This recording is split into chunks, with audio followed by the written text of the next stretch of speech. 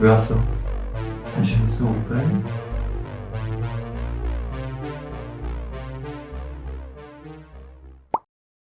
안녕하세요. 저는 사회복지학과의 황민철 교수라고 합니다. 저희 사회복지학과는 인재상 써놓은 게 많이 있는데요. 사실 인재상은 그냥 큰 의미가 없고요. 저희가 원하는 사람은 이제 저희 사회복지에서는 두 가지를 중요히 생각해요. 냉철한 머리와 따뜻한 마음, 이 두 가지만 있으면 사회복지를 할 수 있는데, 사회복지 학과에서는 학부 때는 주로 따뜻한 마음을 많이 갖는 게 그래도 사회복지를 더 잘할 수 있기 때문에 따뜻한 마음을 계속해서 품어가시는 게 좋을 것 같다라는 생각이 들고, 이 따뜻한 마음이 있는 사람이 사회복지 공부하면 좋을 것 같습니다. 사회복지학과에서 배우는 거 너무 많아요. 근데 저희 과에서는 지금 수업이 주로 이제 자격증 시험 보기 위해서 이제 시험들 대비용으로 과목들이 개설되어 있고, 그래서 자격증 과목은 뭐뭐 있냐고 물어본다면요, 이 정책론, 행정론, 법제론 이런 걸 사회복지 쪽에서도 다루거든요. 요 큰 파트가 하나 있고요. 작은 걸로 본다면 1대1로 사람을 만나는 거거든요. 그래서 사람을 직접 만나서 하는 것들은 실천론, 실천 기술론 이런 것들이 있고, 또 하나 이제 공통적으로 이제 사회과학에서 배워야 될 것들이 주로 인간에 대해서 배워야 되거든요. 그래서 인간 행동, 그 다음 사회 환경 이런 것들이 어떤지를 또 배우게 될 거고, 그 다음 사회과학이니까 과학 쪽에 또 치중을 하다 보니 조사에 관련된 것들 저희가 배울 거예요.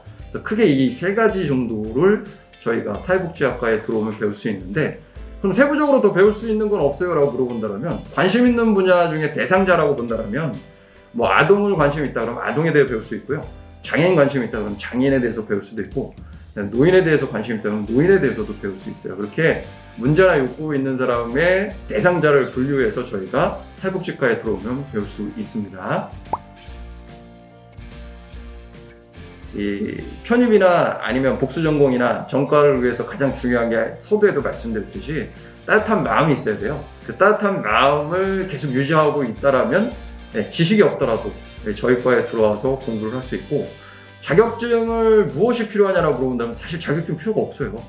가장 중요한 거는 따뜻한 마음이고, 따뜻한 마음을 실천하는 게 결국 봉사거든요. 봉사활동에 꺼리낌이 없고 꾸준히 잘할 수 있다라면 저희 과에 들어와서 열심히 생활할 수 있다라고 보시면 될 거예요. 저희 과에서는 다른 과랑 다르게 이 과목 중에 실습 과목이 있어요. 그러니까 자격증을 따기 위해서는 160시간을 실습을 해야 돼요. 실습이 이제 용어가 어려울 텐데 그냥 인턴십이라고 생각해 보시면 돼요. 그러니까 복지와 관련된 기관이나 단체에 가서요 160시간을 직원처럼 인턴십을 받는다고 보시면 되고요. 그 인턴십을 받고 나면은 진로 설정할 때 도움이 될 거예요. 왜냐하면 이제 사회복지 현장으로 가는 사람들의 인턴십을 통해서 결정들을 많이 하고, 사회복지 현장으로, 그러니까 사람을 만나서 도움을 주고 싶어 하는 곳이 현장이라고 볼 수 있는데, 그 현장에 안 가려고 하는 사람들은 실습, 인턴십에서 조금 힘들어 하시는 분들이 결국 공무원 아니면 공단에 취직을 하고 싶어 한다라고 알고 계시면 될 것 같아요. 관심 있어요? 존경하는 학자, 존경하는 학자가 너무 많은데요.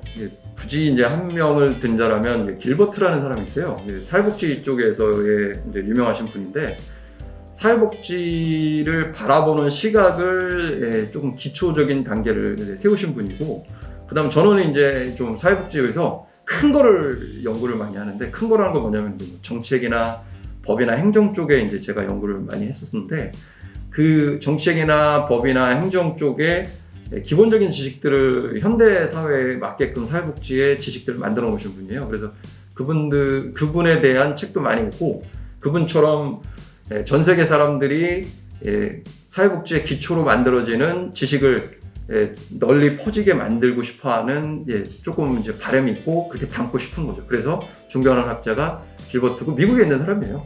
그리고 사회복지는 사실은 미국에서 출발했어요, 학문은요.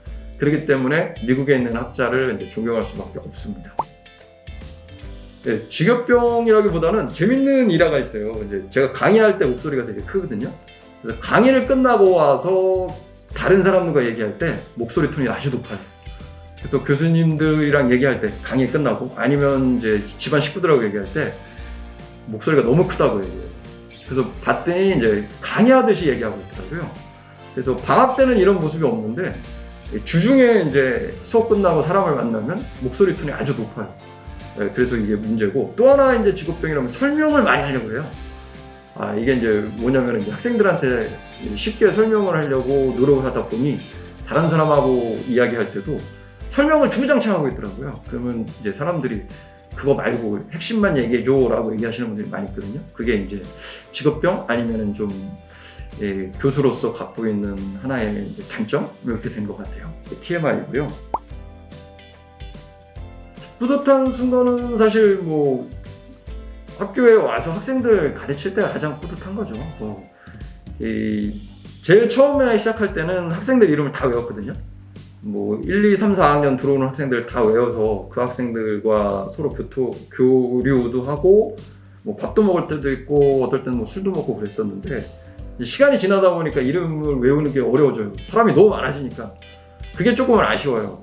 그래서 서로 이름도 알고 서로에 대해 이제 공유하거나 교류할 때가 가장 뿌듯하고, 인상 깊었던 제자 다 인상 깊어요, 사실은요. 하나하나 다 한 명마다 다 그 사연도 있고, 그 다음 노력도 하고, 그 다음 사회복지에 대한 관심과 열정들이 있기 때문에 누구 하나 이렇게 뽑을 수는 없어요. 하지만 이제 조금이나마 제가 또 좀 관심을 갖게 되는 거는, 졸업하고 연락하시는 분들이 좀 감사해요. 졸업하면 연락 안 되시거든요, 다들. 전화 안 받으시잖아요.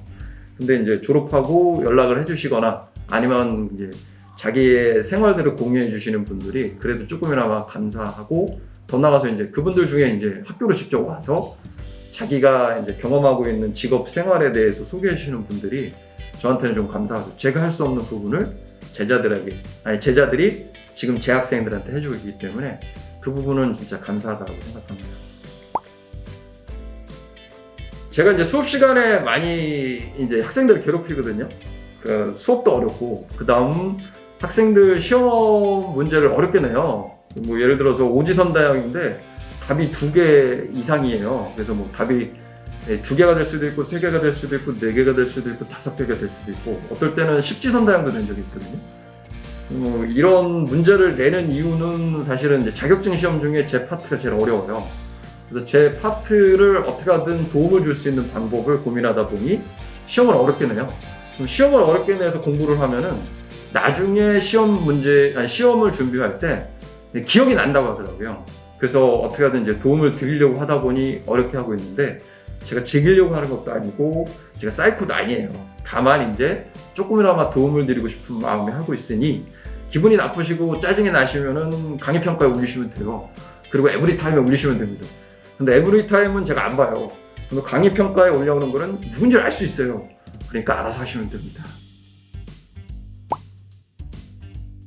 아니요.